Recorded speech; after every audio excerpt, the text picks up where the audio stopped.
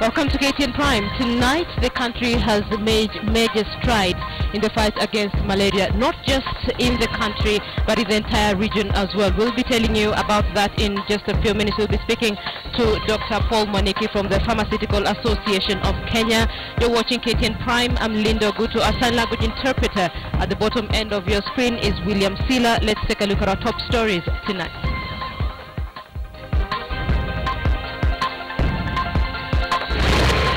I'm your messenger, so I hope you'll protect me if they start shooting at me. The missing billions. Auditor General stands his ground on latest damning reports. Winning the war on malaria. Excitement follows discovery of malaria vaccine. From Maseno University student to suspected Al-Shabaab recruiter. You cannot purchase an armored car and park it in your house. Why would you want that? And why the police won't allow Tom, Dick and Harry to own armored cars in Kenya.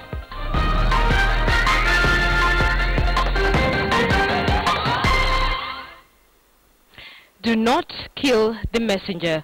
That is the message from the Auditor General Edward Ouko to the political class as uproar continues over the latest report on financial wastage in several state departments and county governments. KTN's Francis Ontomwa spoke to the man whose office generated the report, which many stakeholders are quite reluctant to speak about. It is on the silence of the Isaka Cyber Security and Data Governance Conference at the White Sands Hotel, Mombasa, where the Auditor General sought to make his point.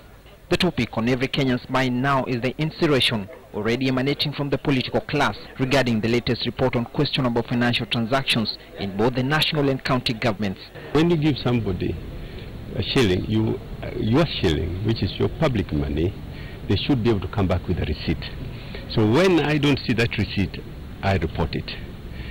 The next thing is the next stage where people who should hold those people into account come in, and that's where the parliament comes in, the public accounts, to come and now question and ask the people. So me, I've reported things which I felt were not adequately accounted for. The report detailing massive wastage of missing accounts in several state departments and county governments raised queries on spending of nearly a third of the 2013-2014 1.2 trillion budget. You know, I'm just a messenger. I hope I'm not being shot. You don't shoot the messenger. Me, I'm just coming to tell you what I've seen in the books. So it would be sad if they start shooting the messenger. And by the way, the Auditor General is here to give you assurance that we, the public, people who you have entrusted the money to use it on your behalf, is using it properly. So I come to tell you independently. Yeah, so I'm your messenger. So I hope you'll protect me if they start shooting at me. In Mombasa County, the fire has started to burn. Several questions have emerged on procurement and tendering procedures, and Senator Hassan Omar is pressing for a thorough scrutiny of concerns pointed out by the Auditor General. Miaka 50 twasema tumeachwa nyuma katika masala ya uchumi. Miaka 50 twasema twalalamika kila namna. Baada ya miaka 50 tumpata devolution. Badala sisi kupeleka watu wetu mbele, sisi tuyarejelea yale mambo ya madhalimu. Sisi lazima tuhakikishe, wewe kama umechaguliwa, kama wewe ni MCA, kama wewe ni MP, kama wewe ni senator, kama wewe ni governor, lazima uwajibike kwa watu wa Mombasa County na wa Kenya kwa ujumla. Some bank accounts, including those belonging to the defunct Mombasa Municipal Council, are cited to have been operational contrary to the law. Residents are asking for leaders to be accountable. We want a clear-cut investigation into this matter, which would include even prosecution to the key persons in this government, regardless of who they are. Kusema leo kweli, hii ni masikitiko na hatuna raha. Tunashindwa, ni kama vile tuko mayatima. Tuko na baba, lakini baba ni kama ambaye hayuko. Pesa ziko za kuweza kutusaidia, lakini hazitumiki vile inavyotakikana. During a recent religious function, the subject provided political fodder as battle lines were drawn. Ndugu yangu gavana, ulipokuwa huko, kulikuwa na vidikidiki vingi sana vya rukaruka barabarani. Vya rukaruka. Simba nkamsituni ya wangoja wengi, warukaruka barabarani. Usitafute kumzinza Hassan Omari, akakosa paka hicho kiti cha Senate, kwa sababu ya wewe wamdanganya. Among those named in the report is the National Police Service Commission that spent 31 million shillings in rent of offices allegedly not occupied. The Auditor General Edward Ouko may call himself just a messenger, but his latest report has come with much intensity. And it will be interesting to see how those who've been implicated will find their way out of the mess. Francis Ontomwa, KTN News, Mombasa. The Big Q, in association with Thika School of Medical and Health Sciences. Massive wastage of public funds, and that story is the basis of a big question tonight. We're asking you, has Parliament failed Kenya in preventing wastage of public funds? Let us know what you think. That report was out today by the Auditor General Edward Ouko to the political class, and that has created quite an uproar over the last couple of hours. You can tweet us at KTN Kenya, and of course you can tweet me as well at Linda Ogutu. I'll be sampling some of your views during this bulletin. News of the world's first malaria vaccine has been received with optimism across the globe. Going by the trade name Mosquirix, the drug comes as a milestone in the war against deadly malaria disease. Kenyan researchers were involved in the long-running research and development process of this vaccine. Our health reporter Sharon Momanyi had a chat with some of them and reports on why this development is important for Kenya. Every 60 seconds, a child dies of malaria, and in sub-Saharan Africa, children below the age of 5 years have become the face of the deadly disease. Get this, 30 million babies are born in the region every year. Out of this, 500,000 will die of malaria. It is a damning reality that has driven 30 years of research into finding a vaccine for the disease. It's very difficult to develop a vaccine against a parasite, and specifically in this case malaria. That has been challenging because of the life cycle of the parasite, so it's very complex. It has many different stages. An experimental vaccine, RTSS, developed by the drugs firm GlaxoSmithKline, has for the last 5 years been undergoing trials across 7 African countries.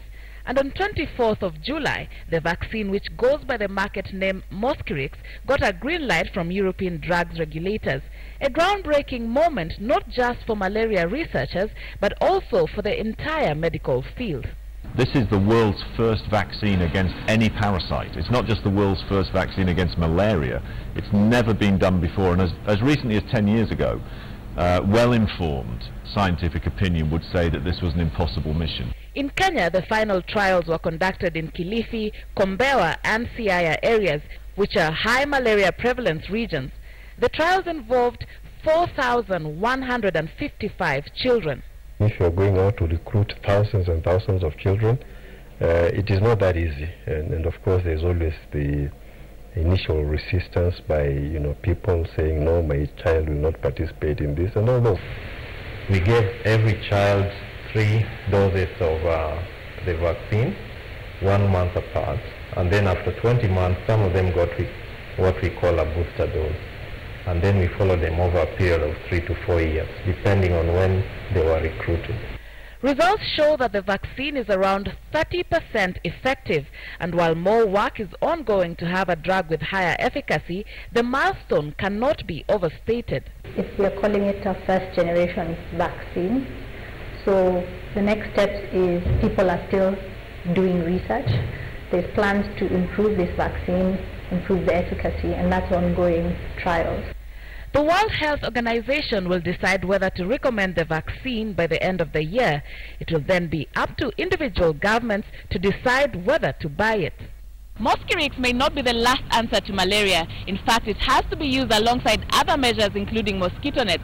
But put face to the damning statistics of malaria deaths in sub-Saharan Africa, and what's for sure is that this drug will have significant impact on millions of people in the region. Sharon Momanyi, KTN News, Nairobi. Very good strides there, but of course that as well raises lots of questions, and we'll try and see if we can answer some of the questions that we have received from our viewers. We have Dr. Paul Mwaniki from the Pharmaceutical Association of Kenya. Thank you for joining us on KTN Prime. So we have a vaccine that still has to go through WHO. What essentially will this vaccine do? At the end of it, what the vaccine will do, after it has been given the final recommendation by WHO, then WHO will put guidelines on how it can be used together with other malaria prevention measures like mosquito nets, and even if you get the malaria, then you seek for treatment and you are treated on that. That's what it means. But even after that, it's not that it's going to be in the market tomorrow. Yeah, because now it has even have to come for marketing authorization in this country. It has been submitted all that data to the Pharmacy and Poison Board. The independent expert there will evaluate to confirm actually what you are hearing, that for Kenyan purposes, that also as we have confirmed that that one happened, then we register that vaccine as a medicine, then it can be used in Kenyan market. So maybe by the time it hits the market in another 2 or 3 years. So not tomorrow. Not tomorrow, 2 or 3 years. Yes. 30% effective. What does that mean? What that means that if you're given that vaccine, you have 30% probability you will not get malaria. Before, if you are not being given that, obviously, if you get the mosquito bites, then which have malaria, then there's almost 100% chance you'll develop malaria. So if you have been given this vaccine, then you have 30% probability you'll not get that malaria. That means you cannot be given that vaccine today, then you start saying, now I no longer sleep under mosquito nets, and even if I feel symptoms of malaria, I'll not go for treatment because me I'm malaria free. It doesn't mean like that. But at least for many years, the only vaccines we've been having, they are viral vaccines. So it's a breakthrough in the pharmaceutical sector that now we have a vaccine which has almost 30 to 40% chance of preventing that infection, and for malaria, which has been a killer disease in this country. 30%, so we still have to cater for 70%. Yeah, 70% you still need to use a mosquito net, and all the other measures been taken to prevent yourself from getting to contact with the mosquito. And if we get contact with the mosquito, you get malaria, you go for laboratory test, then you seek treatment. Tell me, Dr. Mwaniki, is there a specific age that this vaccine will target? Yeah, right now this one was tested for children below the age of 5. So it's actually for children, not adults. So 0 to 5? Yeah, 0 to 5. So this vaccine has not yet gotten the approval of WHO. What exactly does WHO look for?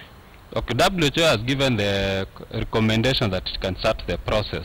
Right now WHO will just remain to give guidelines how it can be used along other malaria intervention mechanisms like mosquito nets and all. That's just those guidelines. Then what it has not gotten approval is to be used for registered in the Kenyan market. Because that one now, the company GlaxoSmithKline then has to submit those here for evaluation. We'll even take them for laboratory tests to confirm all those safety measures that it complies. Then once we register that as a country through the regulator, then that's when you can allow it to be used in Kenyan market. And it has to happen in all the other subsequent countries. To give or take 2 or 3 years for? Yeah, maybe by the time it hits the market, I've said it's 2 to 3 years. 2 to 3 years. Not so people tomorrow. are very optimistic, asking, can we go tomorrow? To Nairobi, tomorrow you go to the hospital, you get injected, then you are no longer fearing malaria. No.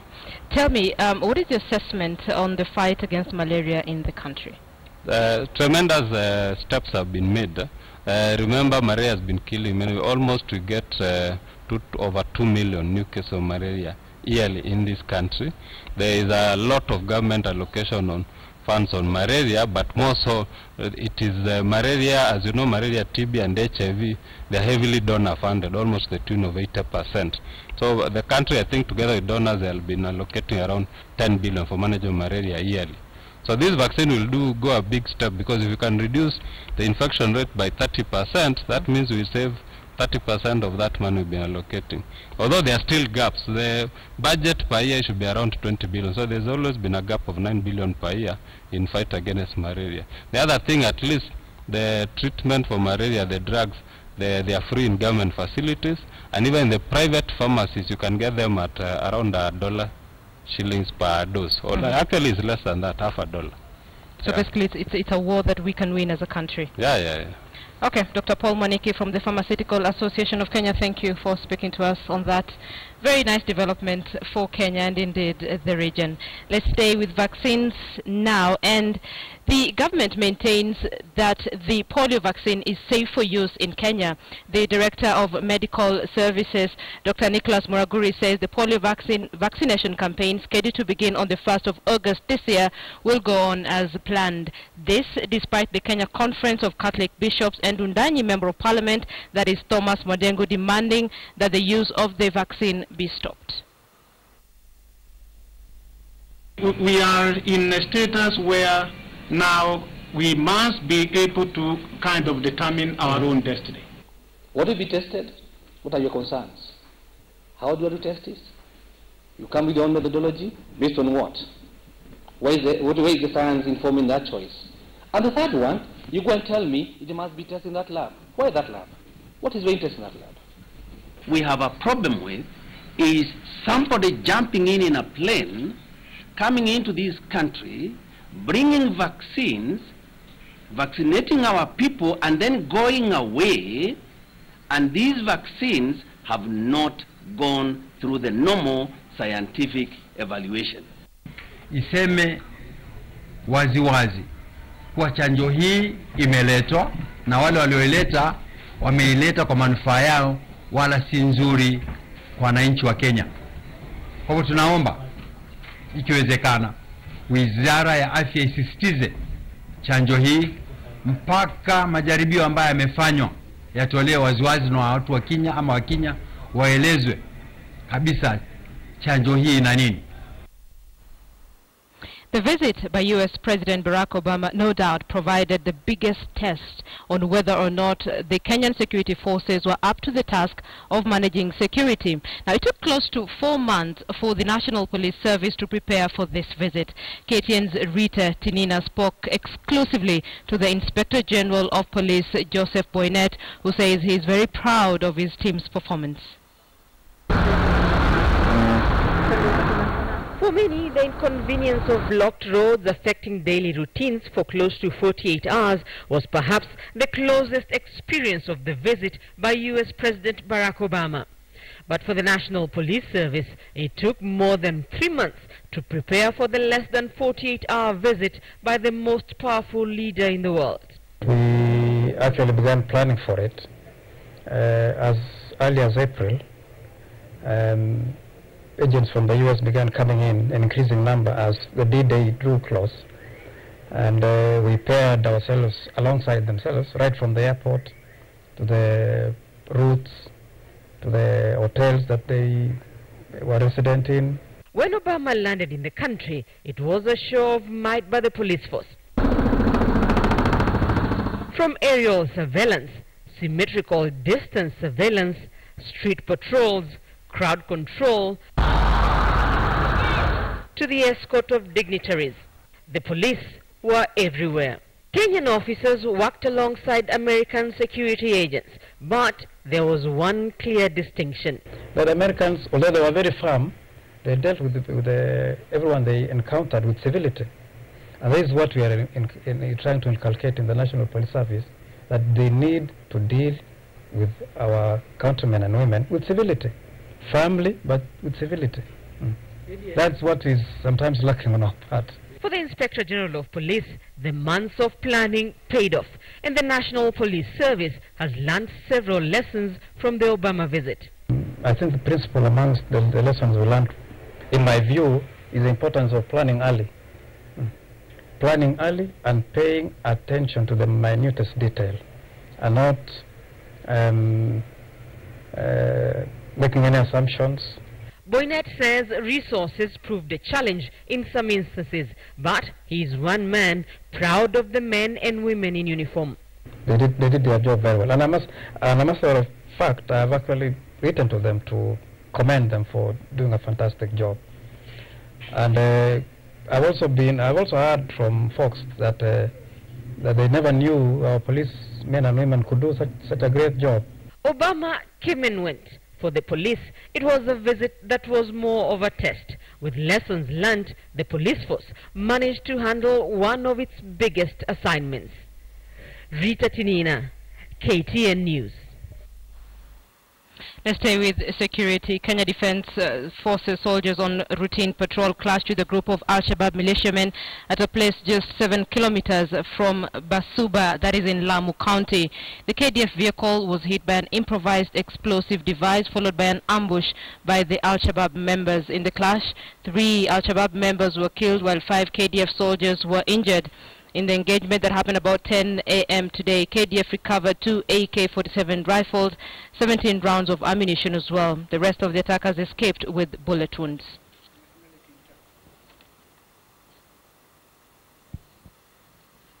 In the same breath, a former Maseno University student who was expelled from the institution 3 years ago has been charged with radicalizing and recruiting schoolboys into Al-Shabaab. Ian Wafula reports. More than a dozen suspects appear before Chief Magistrate Susan Shitubi, but all eyes and lenses are focusing on one man, Samuel Wanjala Wabwile, now known as Salim Mohammed Wabwile. 3 years ago, he was expelled from Maseno University for allegedly stabbing his schoolmate. Today, the charges he faces are for an even bigger offense. Arrested last month in Kilifi County, police said that he was responsible for radicalizing and recruiting 7 boys from a primary school in the area into the terror group Al-Shabaab. According to police, Wabwile was an imam at Liwatoni Mosque when he committed the offense. Chief Magistrate Susan Shitubi directed the accused to be remanded in custody after the prosecution opposed his release on bond, stating that he is a flight risk and could interfere with the witnesses. This as investigating officer termed him as a dangerous man and a possible trainee of Al-Shabaab. In the war against terror, government and security experts would view Wabwile, who hails from Busia County, as an anecdote that perhaps it is time for the government to open its eyes wider. When the government launched an operation dubbed Usalama Watch, all security apparatus and energy were directed to East Lee, an area largely dominated by the Somali community. For days, the community would witness the highest rate of profiling yet. A move disregarded by government analyst James Bigambo in an interview on KTN. Gasra, do you think that it is targeted towards one community, and what message are we sending? Because recently the perception about the Somalis living in Kenya has been quite negative. Profiling, and even if we were to look back in retrospect to the remarks of the US President Barack Obama, the issue of profiling, whether it's on grounds of whether it's religion or race, tribe, it's something that does not catalyze good governance.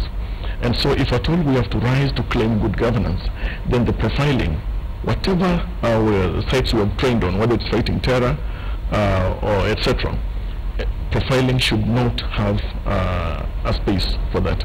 In came US President Barack Obama's sentiments over countering terrorism through civil societies, perhaps a new tactic the Kenyan government should consider.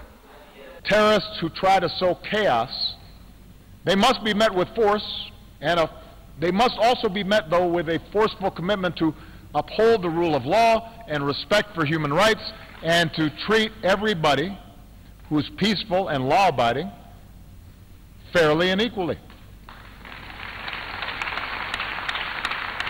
Extremists who prey on distrust must be defeated by communities who stand together. Experts maintain that Al-Shabaab has opened its doors to anyone who is willing to share their extreme ideologies and does not recognize race, tribe or religion, a fact they say is crucial in addressing terrorism.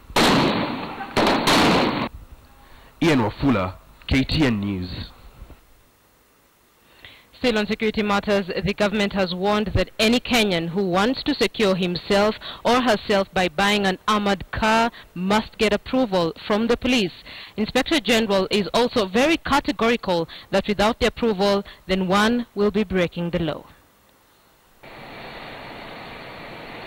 Kenyans experienced publicly firsthand the most sophisticated vehicle on the planet, the U.S. presidential car, a Chevrolet Kodiak-based Cadillac badged limousine, often referred to as Cadillac One, but popularly referred to as the Beast by the United States Secret Service.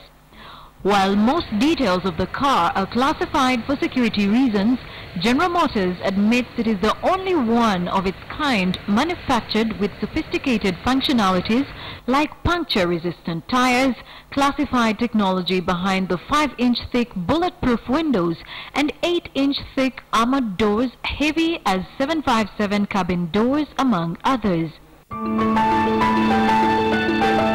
But Obama's Beast is not the only armored vehicle. At last year's Madaraka Day celebrations, President Uhuru Kenyatta deviated from tradition by making his way into the Nyayo National Stadium, not on the usual Land Rover, but a bulletproof Land Cruiser. While there was no official communication as to why security officials decided to use a vehicle with enhanced security features, all indications were that the move was motivated by the prevailing terror threat. So, reading from the same script, the past 3 years have seen what was previously a preserve of the wealthy and top-notch politicians attract a new type of clientele. Celebrities, business people, little-known politicians, and well-to-do Kenyans. Dealers in armored vehicles say their businesses have become lucrative owing to the rising levels of insecurity in the country, like carjackings, assassinations, and terror threats. But unlike the president, who should be the most protected citizen, the Inspector General of Police, Joseph Boynet, has ordered Kenyans in possession of armored vehicles to immediately declare them to the government to obtain approval. In an advertisement appearing in one of the local dailies, Boynet argues that all armored vehicles must meet the requirements of the newly enacted security law set in the Amendment Act of 2014. It states that any person who manufactures, assembles, purchases, acquires or has in his possession an armored vehicle without approval shall, subject to this act, be guilty of an offense. So just why is government approval so important to the police? All I did was to draw the attention of Kenyans to that act, and what prompted me to do it was an advert placed by a motor company that they had in stock armored vehicles. So we wrote to them, and I felt that it was important for me to alert Kenyans that please don't do this because you'll be flouting the law. Fully armored vehicles are no different from ordinary cars. However, what sets them apart is additional components like bulletproof glass, ballistically protected windscreens, armored plates, explosive-resistant fuel tanks, and they have the ability to drive on with run-flat tires, giving one 360-degree protection. Armored vehicles' purchase price range depends on the modification of the vehicle, which is no less than 9 million Kenya shillings. So to speak, things that should not be in the hands of everybody. What would happen if a crook acquires a bulletproof vests, armored cars, and all manner of armored gear? The rising middle class has seen the number of imported armored cars shoot up to 1,000 in the last 3 years alone. Joy Doreen Bira, KTN News. So the Auditor General has released a report on massive wastage of public funds, and tonight we're asking you if Parliament has failed Kenya in preventing wastage of public funds. Let me sample 2 or 3 of your views. Ahmed Moyo says, yes, it has. No one has been held accountable for misuse of public money, no real prosecution, nor visible conviction.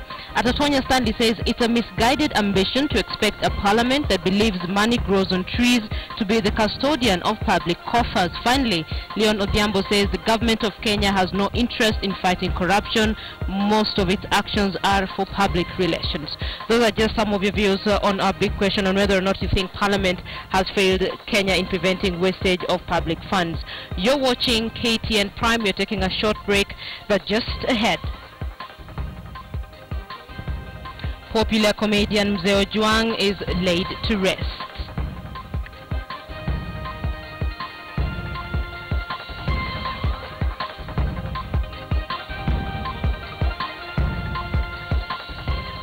Thank you for staying with KTN Prime.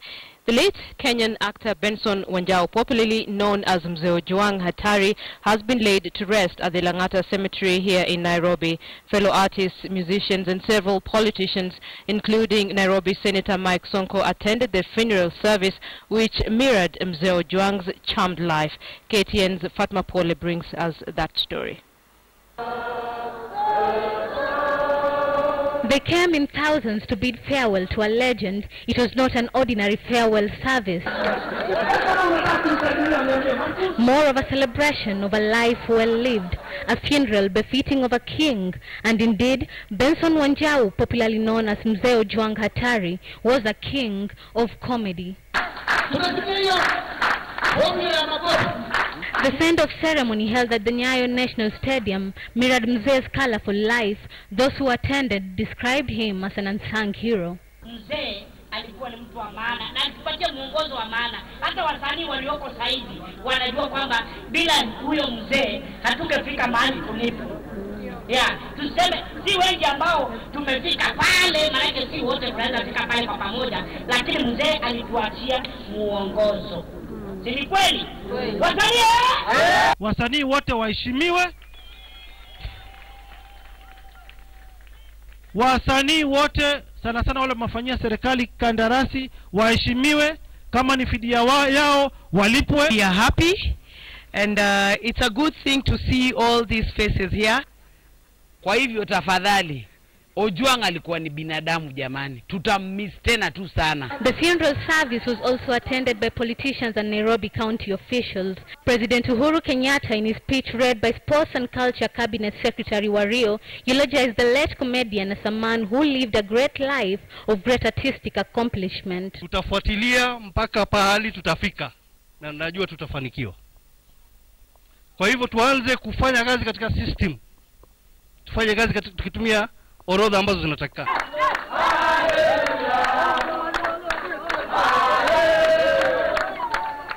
First, it was the occasional laughter, adulation, song and dance by those present.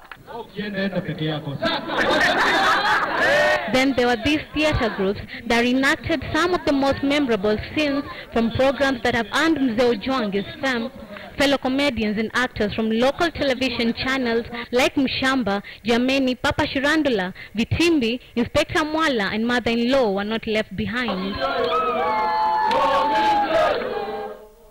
And when it was time, they all headed to Lang'ata Cemetery to see off one of the most prolific theater characters Kenya and indeed the East African region has ever known. Though he's gone, his legacy continues to live on through his work and that of the many he has inspired, and on Twitter, Kenyans continue to pour their heartfelt messages under the hashtag Rest in Peace Mzee Ojwang. State House Digital Strategist Dennis Itumbi sums it all in a tweet that reads, "Your script, Mzee Ojwang, was well written. The performance on stage was brilliantly executed. Now, since the curtains are drawn, rest in peace, Mzee Ojwang." The 78-year-old actor succumbed to illness early this month at the Kenyatta National Hospital, where he had been admitted. Fatma Pole, KTN News. You're watching KTN Prime. Thank you for staying with us. It's time for business news. And you're doing that with Abby Agina. Abby, if you hold a Kenyan passport, apparently you can travel to 68 countries without a visa. Correct, Linda. The latest index that has come out says if you have the Kenyan passport, you can actually travel to 68 countries visa-free. This technically means that you only need an air ticket to travel some of the countries like Singapore, and we'll be telling you more about this, Linda. So basically you can be tourists. We can actually be tourists. You just need that air ticket. I know most of us maybe keep our passports back in the house. They only think they can only visit countries like Rwanda, Uganda, Ethiopia, Tanzania. yeah. But now we have this ranking. Let's travel. Okay, Abby. Well, we'll begin with a story, first of all, that looks at domestic borrowing. It has hit 292 billion shillings in the 2014-2015 financial year. The money raised beat the initial 190 billion shillings that had been targeted by Treasury for the just concluded financial year. This comes amidst plans by the government to reduce local borrowing so as to assist the private sector and make credit more affordable. But as Adelaide Changole tells us, this is not the only thing that the government reneged on last year. When the government issued its inaugural $2 billion Eurobond in June last year, it said the proceeds of the issuance would quench its appetite for local debt. As a result, the state revised downwards its domestic borrowing target from 190 billion shillings to 118 billion for the full year to June 2015. We will reduce government borrowing from the domestic markets, thereby helping drive down interest rates. But it would seem the government not only surpassed its 118 billion shilling target, it burst past its initial target of 190 billion shillings to borrow a whopping 292 billion shillings from the local market. The 188% increase in domestic borrowing came on the back of depressed collection of loans and grants from foreign governments and international organizations. The state also had to contend with lower than expected tax collections. With that, the local market became the next best option. But the decision came at a steep cost for the government, which had to fork out higher interest rates to attract investors. Investors want higher yields, basically. And that's really a concern. It shows it's like betting. They are not willing to bet that much on our economy. Every additional shilling that we borrow is more expensive than the one that came before it. The higher yields trickled down to the average Kenyan, who had to pay higher interest rates to access debt. This increased the cost of doing business, weakened credit growth, and impeded economic development. And so one of the things that they do is the interest rates will rise. So the kind of interest rates we've been afforded before, by virtue of the fact that people have more confidence in our ability to pay. The National Treasury announced that the state is planning to borrow 229.7 billion shillings from the local market in the 2015-2016 financial year, adding more pain to the businesses and borrowers who will be crowded out in the process. It could also push up the government's total debt past the current 51% of GDP to unsustainable levels. The government needs to clearly define for us the kind of debt management strategy that they are taking on. There's a lot we can do in terms of managing our debt so as to minimize the cost and so forth. Adelaide Changole, KTN Business. Interesting revelations there around debt financing. Well, it's now time to take a quick look at something we had a chit chat with Linda Ogutu about. How powerful is the Kenyan passport? Well, the recent ranking shows that the Kenyan passport is ranked 50th in the world out of 199 indexed passports. And this index actually came through from Aton Capital, a financial advisory firm that specializes in procuring multiple citizenships. So what does this mean? What can you do with your passport? Passport holders enjoy visa-free access to 68 countries in the world. I know most Kenyans really travel across the region, but now we can access over 68 countries. And which are these 68 countries? Well, one of them is Mauritius. We also have Hong Kong. We also have Malaysia. Among other countries, Jamaica, Bahamas, Ethiopia, and I mean, the list goes on. Philippines, Singapore, all these are countries you can visit with your passport. You just need an air ticket. The other interesting issue is that why does it matter to a traveler? Well, visa-free travel facilitates doing business in foreign territories. This means you can cross over to a country where you feel you want to set up or you want to buy stuff, let's say even if it's Hong Kong. Well, now you know that. The other interesting bit is that with a passport that has access to as many as 68 countries, you have the luxury of leisure travel, which reduces the cost and administration hassles of international travel. So, I know you're wondering, how do we fare against other countries? Well, in East Africa, Kenya has a leg up on the rest of the sub-region. The second most useful passport in the region belongs to Tanzania. Tanzania follows us closely, which has access to 61 countries, as we have access to 68 countries. So the other countries that are not doing so favorably when it comes to the ranking of their passports include Ethiopia, Djibouti, Somalia, and Eritrea, which are less fortunate with visa-free access, which limits them to about 38 countries. This sort of shows us the ranking where we stand as a country. And which other countries should you look out for?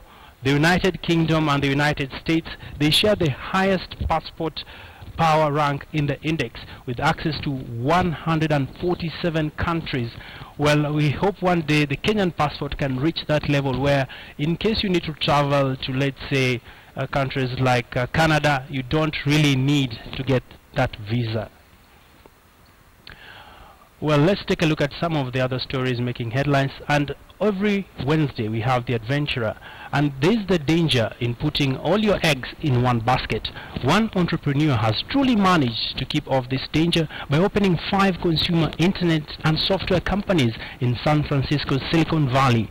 Julie Hanna, an Egyptian native living in America, is also the founder of the leading online microfinance Kiva, which mobilizes small deposits from people and lends it to entrepreneurs. KTN's Charles Gitonga speaks to her in this week's edition of The Adventurer. Take a look.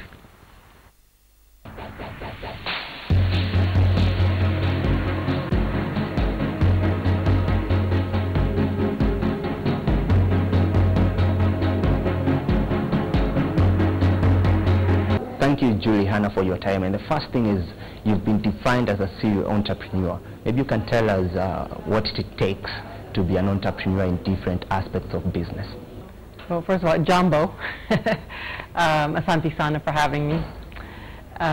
What defines a serial entrepreneur is someone who starts multiple companies. And over the past 20 years, I have helped start and built 5 companies, technology companies in Silicon Valley, and now I'm invest in and advise and serve on the boards of those companies. One of those is Kiva, where I serve as executive chair of the board.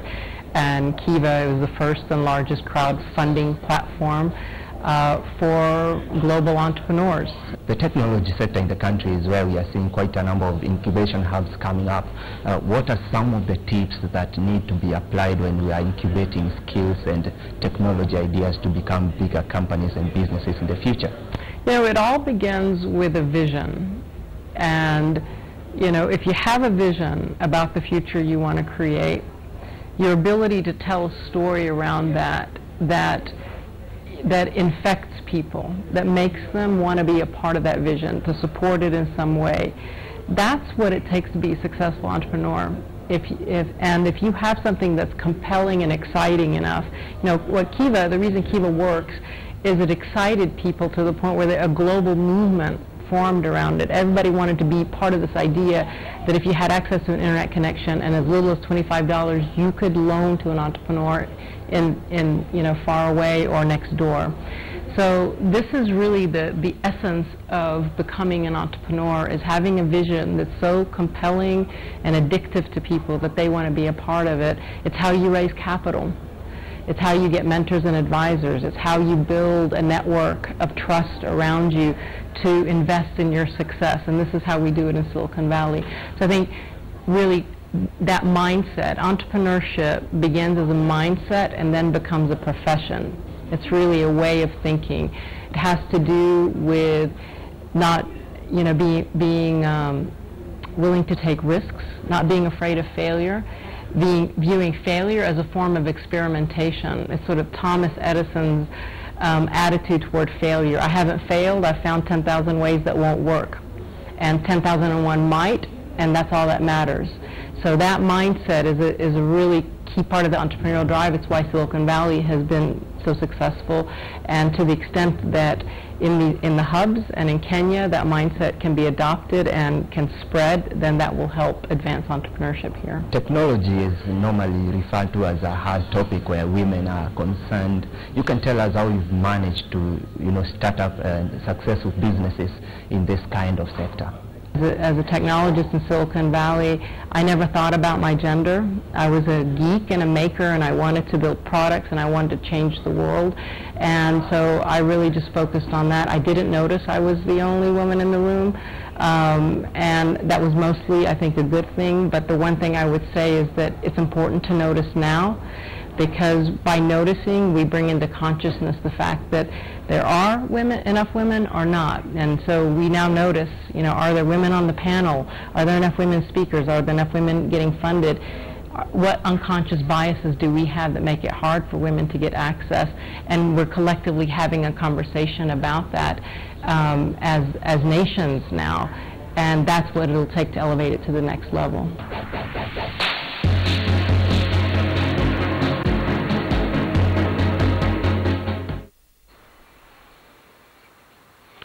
Well, an interesting feature there coming from Charles Gitonga about entrepreneurship. Well, and that brings us to the end of our business news for today. My name is Abia Gina, but in our other studios, Moses Wahisi is standing by with the day's sports.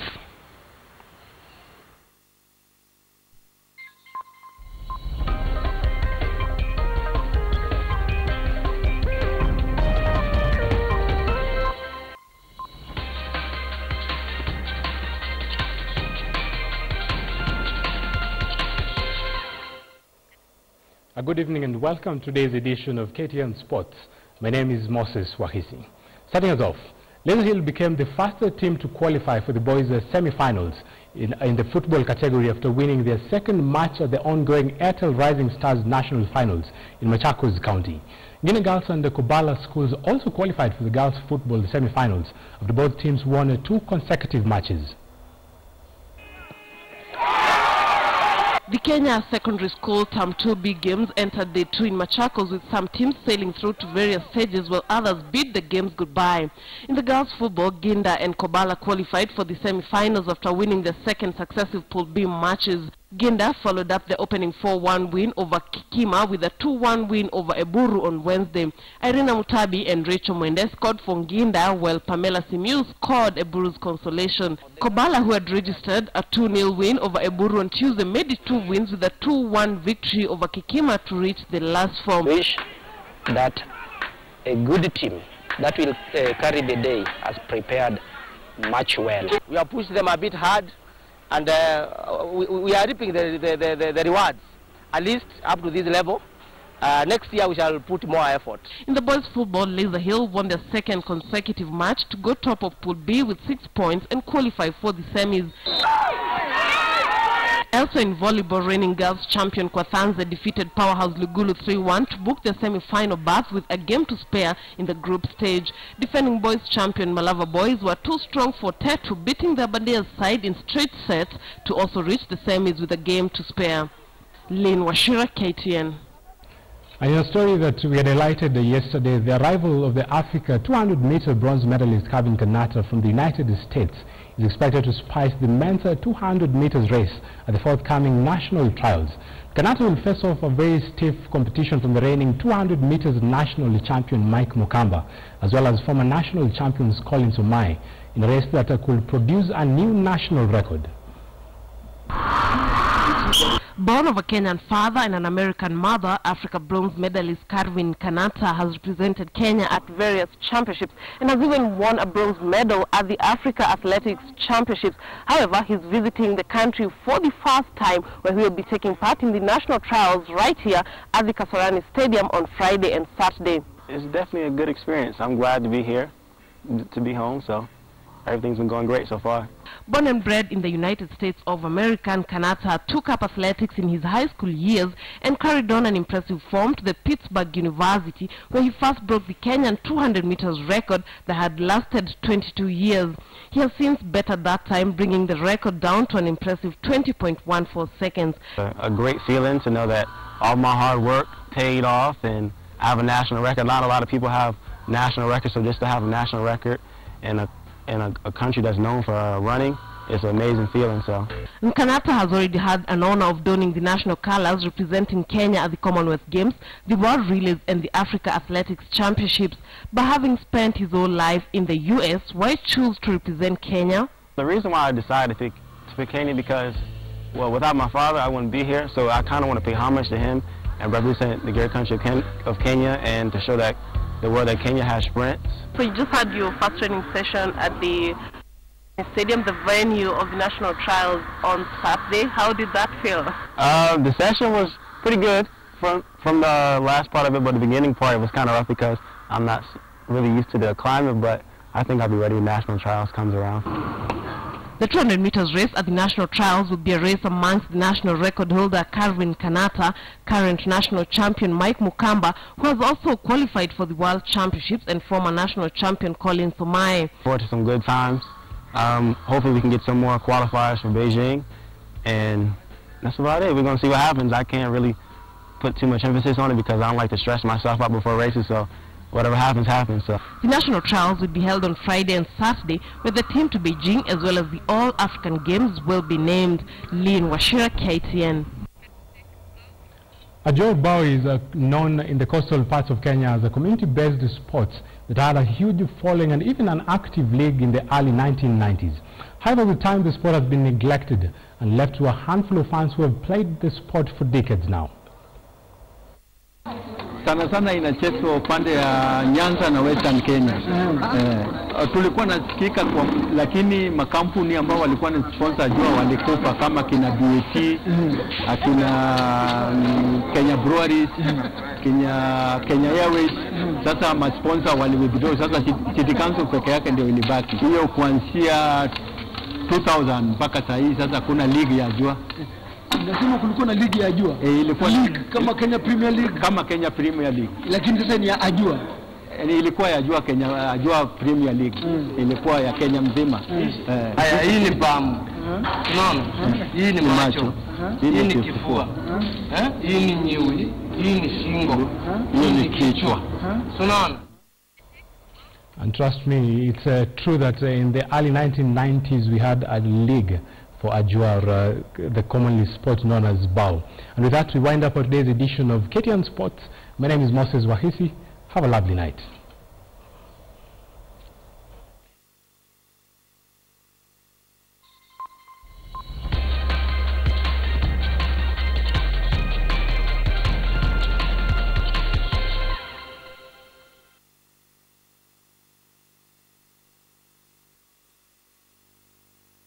KTN Weather, in association with More Team Do.